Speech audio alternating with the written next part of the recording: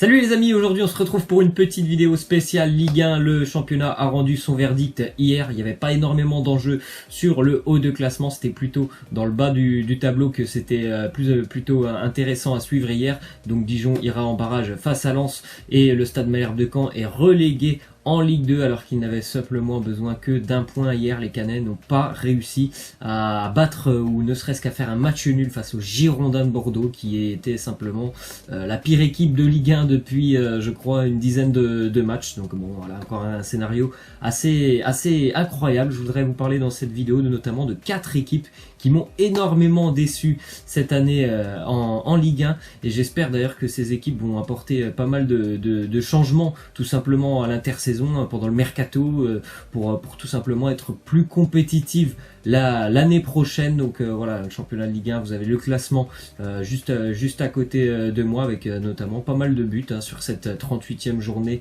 de Ligue 1. D'ailleurs, je vais commencer par vous parler du Paris Saint-Germain qui m'a énormément déçu en Ligue 1, surtout bien évidemment, on le sait tous, depuis le match et cette défaite face à Manchester United. C'est là, je pense que vraiment tout a changé du côté de Paris, alors que on le sait tous, la première partie de saison du Paris Saint-Germain avait été plutôt très bonne, en sortant aussi notamment de ce groupe en Ligue des Champions qui était un groupe quand même assez relevé. Donc pour le Paris Saint-Germain, on va pas se mentir, la saison a été très bonne, donc jusqu'au mois de mars, début mars, et cette élimination face à Manchester United, et après ça a été quand même vraiment très compliqué pour les Parisiens. La fin de saison, on peut citer aussi que voilà, le Paris Saint-Germain ne sera cette année simplement que champion de France, parce que voilà, ils ont perdu quand même les 2 coupes aussi cette année. C'est quand même un bilan qui, franchement, c'est une saison, je pense, complètement ratée pour le Paris Saint-Germain. Ils sont très loin de leurs objectifs, comme les 4 équipes que je vais parler dans cette vidéo. Ils sont très loin de leurs objectifs, les Parisiens. Il y a aussi maintenant, on voit depuis quelques semaines ces problèmes avec, une petite semaine, ce problème avec Kylian Mbappé. Il y a aussi pas mal de problèmes, on le sait, ça surtout sur les matchs de Ligue des Champions. Ça, moi, je ne cesse de le répéter.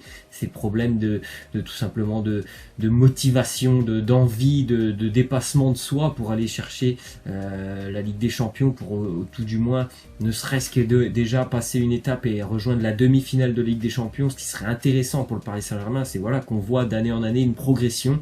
Pourtant cette année, j'avais le sentiment que par les matchs notamment de groupe, le Paris Saint-Germain était en train tout simplement de progresser, de s'améliorer. Pas du tout, ils sont vraiment retombés dans leur travers face à Manchester. Donc voilà, après maintenant, je pense qu'il faut vraiment des joueurs qui ont une certaine mentalité pour le Paris Saint-Germain pour pouvoir progresser et atteindre les objectifs parisiens, notamment en Ligue des Champions.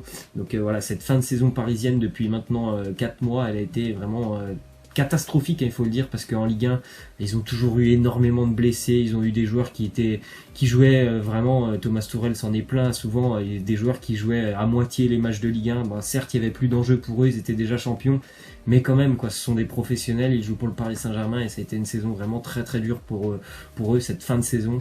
On atteste encore une fois cette défaite lors de la 38e journée de Ligue 1 du côté de Reims pour les Parisiens. Deuxième équipe qui m'a énormément déçu cette année, bien évidemment, l'Olympique de Marseille. Là aussi, pour l'OM, qui a passé devant Montpellier hier, mais c'est anecdotique pour les Marseillais de passer devant Montpellier, tellement cette saison a été catastrophique pour l'Olympique de Marseille. Donc bien évidemment, ce qu'on retient de l'OM, c'est cette non-qualification là aussi en Ligue des Champions, et pire, l'Olympique de Marseille ne participera pas à la Coupe d'Europe l'année prochaine, pas d'Europa League non plus pour les Marseillais. Donc forcément, le contrat il est pas rempli par les hommes de Rudy Garcia, et Rudy Garcia lui-même qui va donc quitter le club. Ça on le sait depuis le début de la semaine. Forcément, l'Olympique de Marseille a vécu une saison catastrophique. Ça a commencé très mal avec ces matchs en Europa League, et la honte tout simplement pour l'OM dans le groupe, quand même, de terminer avec je crois 1 point pour l'OM en Ligue Europa. Tout simplement catastrophique.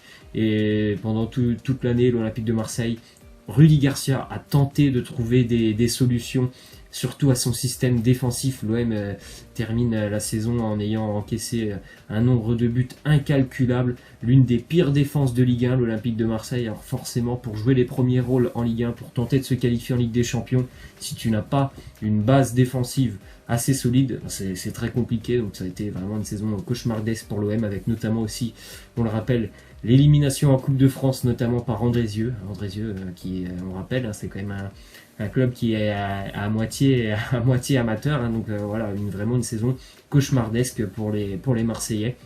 Il faudra repartir, bien évidemment, sur de meilleures bases pour l'OM cet été, avec on en a parlé, le départ de Rudy Garcia. Certainement qu'il faut aussi peut-être penser à renouveler un petit peu l'effectif, peut-être plus de jeunesse, la jeunesse peut-être au pouvoir du côté de l'Olympique de Marseille. En tout cas, c'est ce que les dirigeants aimeraient instaurer de plus en plus du côté de Marseille, de voir un peu un projet comme le Borussia Dortmund. Alors, à toute proportion gardée, l'Olympique de Marseille est très très loin du Borussia Dortmund, et c'est une chose intéressante du côté de Marseille. Il y a très très peu de joueurs d'ailleurs qui sortent du centre de formation. Il y a d'autres équipes en Ligue 1 qui sortent beaucoup de joueurs. Bien évidemment, l'Olympique Lyonnais est très connu pour avoir un centre de formation hyper réputé, et ça c'est un gros problème du côté de l'Olympique de Marseille. Ils n'arrivent pas à sortir des joueurs de leur formation, donc peut-être que voilà, il va se passer des choses dans les prochaines années, que l'OM va beaucoup plus travailler sur la formation. En tout cas, on espère que forcément l'OM sera beaucoup plus compétitif l'année prochaine et pourra peut-être, j'espère d'ailleurs, retrouver une compétition européenne dès l'année prochaine, parce que bien évidemment ça fait mal de voir un club comme ça, un stade comme ça l'année prochaine qui ne vivra pas de soirée européenne. Troisième club qui m'a déçu cette année, les Girondins de Bordeaux. Voilà, une saison aussi très très compliquée pour les Bordelais qui ont flirté quasiment avec la zone rouge. Heureusement pour eux, j'en ai parlé un petit peu cette semaine, ils avaient pris des points surtout sur la première partie de saison, les Girondins de Bordeaux, mais ça a été très très dur, la deuxième partie de saison pour les Girondins de Bordeaux. Moi je remercie Bordeaux hier, puisque grâce à cette victoire à Caen, forcément Dijon, j'étais au stade, a pu au moins peut encore au moins espérer se maintenir et joueront face à Lens. Donc au moins les Girondins ont joué le coup jusqu'au bout, jusqu'à la dernière journée, alors qu'il restait quand même par exemple sur 6 défaites consécutives. Ils sont allés à Caen quand même pour jouer le coup. Ça a plutôt pas mal fonctionné, ils réussissent à s'imposer, mais une saison quand même très très difficile pour les Bordelais, qui eux aussi par exemple ont changé 3 fois d'entraîneur cette année. Donc c'est pas un exemple vraiment de stabilité du côté de Bordeaux. Tu changes 3 fois d'entraîneur dans une saison, c'est vraiment compliqué pour les joueurs à chaque fois de changer. En plus, à chaque fois les entraîneurs arrivaient avec de nouveaux systèmes de jeu du côté de Bordeaux, donc ça a été très très compliqué pour les joueurs de s'adapter à chaque fois à un nouveau système. Donc voilà, une saison gâchée pour les Bordelais, qui pourtant l'année dernière avaient terminé en trombe, notamment pour aller chercher une place en Europa League. Ils ont été en Europa League cette année, les Girondins. Ils se sont peut-être que ça leur a un petit peu aussi coûté de l'énergie en ce début de saison la Ligue Europa, mais on va pas se mentir aussi, l'effectif des Girondins de Bordeaux quand même, il est un peu faible, franchement. Il y a 3-4 joueurs qui ont de la qualité, mais sinon au-delà de ça, l'effectif des Bordelais, il est un peu faible. Donc j'espère que les Américains qui ont investi dans le club, qui ont acheté, qui sont propriétaires du club maintenant, vont investir cet été, parce que Bordeaux c'est une place forte du football français. Il faut que ce club puisse redevenir un grand club et redevenir tout simplement tenter de rejouer les places européennes, de la 5e place, pourquoi pas aller titiller la Ligue des Champions. En tout cas Bordeaux, forcément c'est quand même catastrophique de les voir à cette place au classement en Ligue 1. Et enfin, pour terminer, le 4e club qui m'a énormément déçu et qui a vraiment eu chaud aussi cette année, c'est l'AS Monaco, qui termine donc 17e de Ligue 1, les Monégasques, avec 2 points d'avance sur Dijon. Ils sont pas passés loin de la correctionnelle, les Monégasques. Et forcément, on sait tous que Monaco aime beaucoup prendre des joueurs assez jeunes qui ont un fort potentiel pour pouvoir les faire grandir et les revendre. Mais le seul problème, c'est que vraiment l'année dernière, ils ont vendu énormément de joueurs, les Monégasques, et surtout des joueurs de qualité, notamment les départs l'année dernière de Moutinho, encore de Fabinho, de Keita Baldé, qui étaient quand même des joueurs importants, qui n'ont pas été, je pense, très très bien remplacés au mercato précédent. Et là aussi, pour l'AS Monaco, on a eu trois entraîneurs cette année, dont aussi un retour Retour incroyable pour Leonardo Jardim qui a quitté le club pendant à peu près 3 mois. C'est quand même une chose incroyable. Ils l'ont rappelé pour tout simplement en gros jouer les pompiers, mais c'était une saison quand même très très difficile pour les Monégasques aussi avec cette participation en Ligue des Champions, bien évidemment catastrophique pour l'AS Monaco. Je pense aussi que les Monégasques maintenant vont devoir recruter intelligemment et aussi vendre intelligemment parce que voilà, depuis quelques années, le titre de champion de France, notamment l'AS Monaco, a vendu énormément.